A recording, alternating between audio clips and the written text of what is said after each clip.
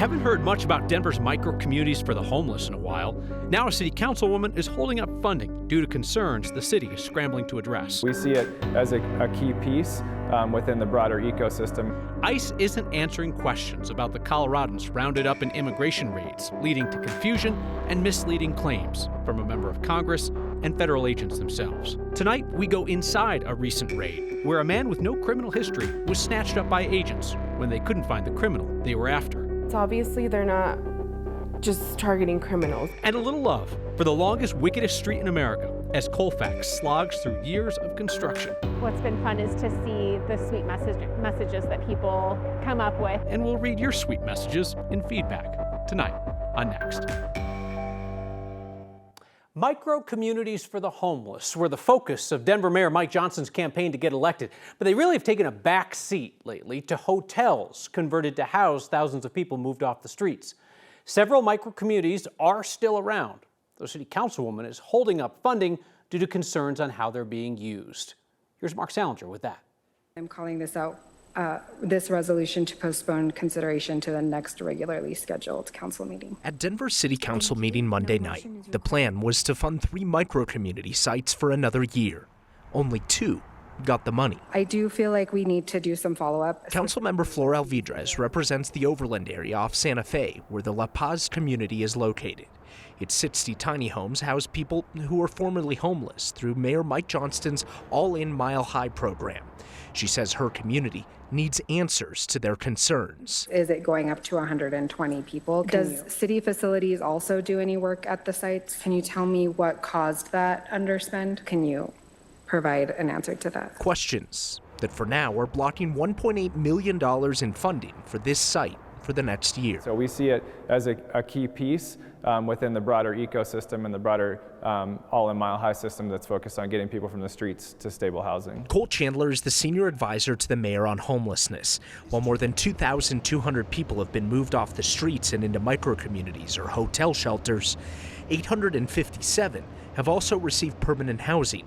Chandler says the goal this year is to increase that. Yeah, I think we really have a strong emphasis on how do we get people from these shelter sites into permanent housing. While there are currently no plans to expand the use of micro-communities, the city is leaning on them as a cheaper alternative to buying or leasing hotel properties. This is a way of achieving a goal without as much upfront capital investment. Goals that will need some answers to concerns in City Council before more money is invested. So Denver City Council did choose to extend the contracts for 2 other micro-communities last night, totaling more than $3 million. This is, of course, far cheaper of an alternative than the city's hotel properties, which, as we've reported, they've bought or leased for tens of millions of dollars apiece, Kyle. Expensive effort. What do we know about the success rate? Yeah, so that's one of Flor Alvidrez's problems or concerns right now is how many people that move in then move to permanent housing. As we just said, 857 have moved to permanent housing. It's worth noting, though, that 258 others went back to being homeless after they came inside through this All-In Mile High program. All right, Mark Salinger, thank you very much. Colorado has seen 2 mass deportation raids under President Trump. Immigration agents still are not answering basic questions about who was taken into custody, and that's leaving both supporters and opponents of President Trump's immigration strategy confused about what's happening here. Today, Republican Congressman Gabe Evans claimed without providing evidence that nearly 50 members of the Venezuelan gang Tren de Aragua were taken into custody during a raid on January 26 in Adams County. Yet even immigration agents have not claimed that. 50 TDA arrests would be huge, roughly double the total of TDA arrests made in Colorado since last summer. But it doesn't appear to be true. Federal agents initially took 49 people into custody, held at least 41 of them on immigration violations, but no state or federal criminal charges have been filed against any of them. The feds say the people arrested that night in Adams County were from a bunch of countries: Venezuela, El Salvador, Colombia, Cuba, Italy, Romania. Today, ICE did not respond to our questions about how many of those people are still in custody. A spokesperson for Congressman Evans pointed us to some factually inaccurate articles from conservative media outlets that have since been widely debunked. This is becoming something of a pattern. In Colorado's second mass deportation raid last week, Fox News originally reported that 100 Tren de Aragua gang members were arrested, before another Fox News crew that was embedded with the ICE agents said the actual total one TDA member. Federal agents said that they took about 30 people into custody in that second day of raids. ICE has not said how many of them were suspected violent criminals and how many were collateral arrests, people who were rounded up as ICE agents went door to door asking people to show them their papers. ICE has only named one person arrested in that second set of raids, a man from Honduras accused of illegally re-entering the country.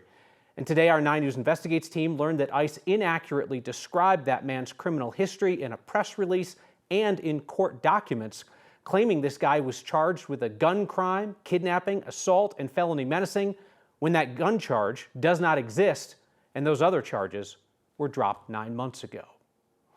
So we continue to ask ICE whether the Coloradans being rounded up for deportation are suspected of violent crimes, which the president says are the priority, or they are just collateral arrests, people who couldn't produce papers when asked. That's important, right? Because critics and supporters of President Trump's mass deportation plans want to know the details behind the numbers. While we wait for answers from ICE, our Angeline McCall looks at how one raid went down.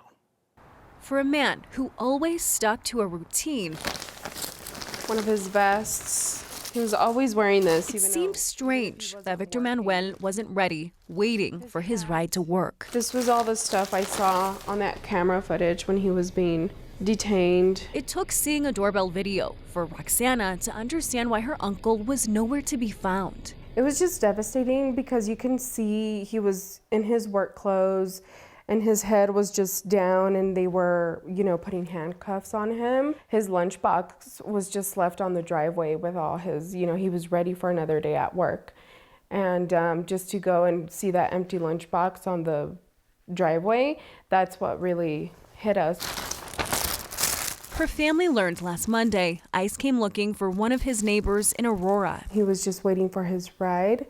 And then that's when ICE agents surrounded him and they asked him for an individual that lives on that block. He said, "I'm not that person, but you can find him down the street." And they said, "What's your name?" He gave them his name.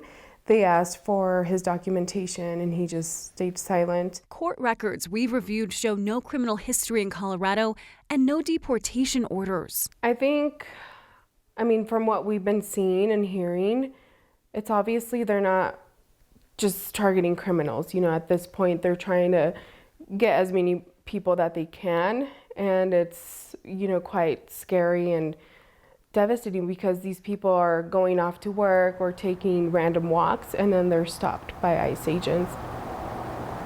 Without knowing if or when he'll be released, family removed some of his stuff from his apartment. It was just very quick. It's here until we know what happened, so. Family removed his belongings from his apartment. They'll move his stuff into storage with the hope that one day he'll have his job and a home to go back to. You're grieving somebody that's still here, so it's just kind of surreal to do all of this and the person is still with you, but they're not physically here. The family is expecting Victor in immigration court in about 2 weeks when they'll learn more about what the judge says there. Kyle. So obviously, Angeline, our preference would be to have documentation to show, are President Trump's objectives of targeting violent criminals is that actually happening? In lieu of that information, right, then we have to start piecing together these anecdotes, this raid, this family, that family.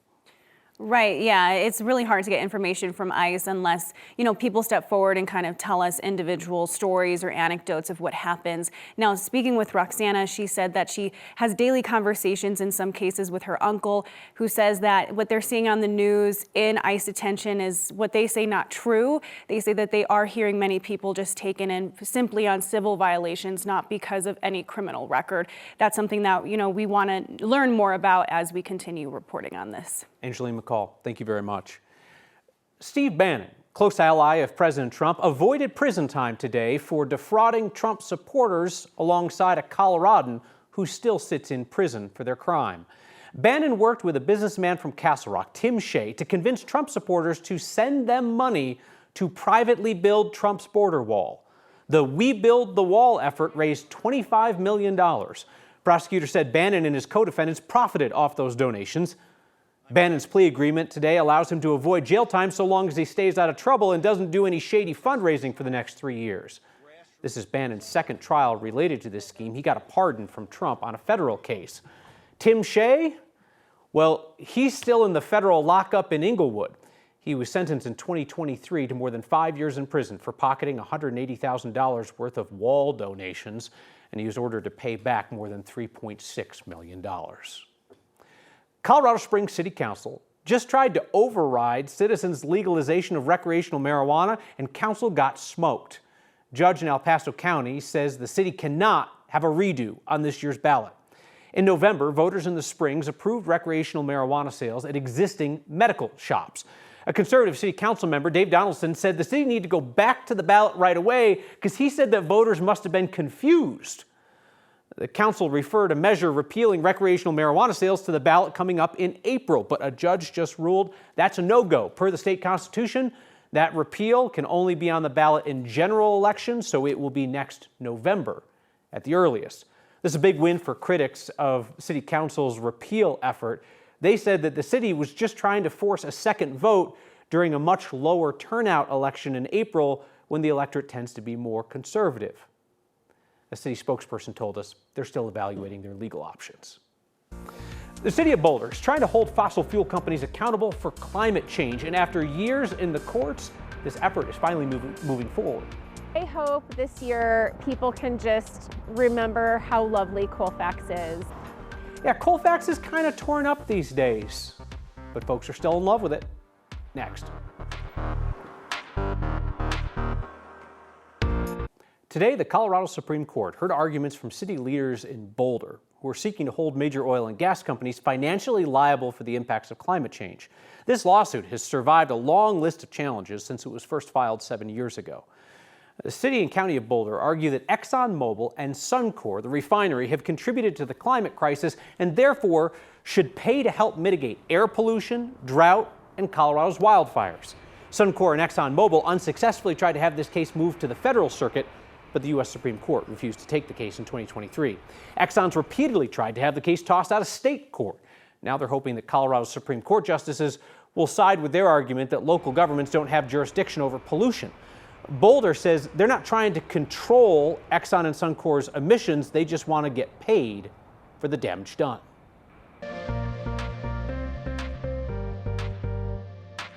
The Arctic cold has settled over Colorado, and now we're seeing a wave of snow just as the evening drive really kind of finishes up. Not a bad drive, but heavier snow is held off, but starting to see some light accumulation on the sidewalks, the grassy surfaces, and some flurries are flying around as temperatures are now in the single digits after highs today in the teens. Couldn't even get to 20 today. Wind chill, not a huge factor yet, but that will change tonight. Radar filling in with some pockets of heavy snow over suburbs, the southern and southeastern suburbs of Denver, Parker, Castle Rock, Highlands Ranch, up to Fort Collins, Erie, Superior, and Boulder. Starting to see that snow stick and accumulate, and that will be the trend overnight as we remain under a winter weather advisory until 11 o'clock tomorrow morning. About another 2 to 4 inches of snow expected for Denver. This, with the cold, will complicate the drive tomorrow morning. There may be some school delays and just difficult travel. It'll be bitter cold when you step out in the morning, even though the snow tapers off before lunchtime. When skies clear tomorrow night, that's when the coldest air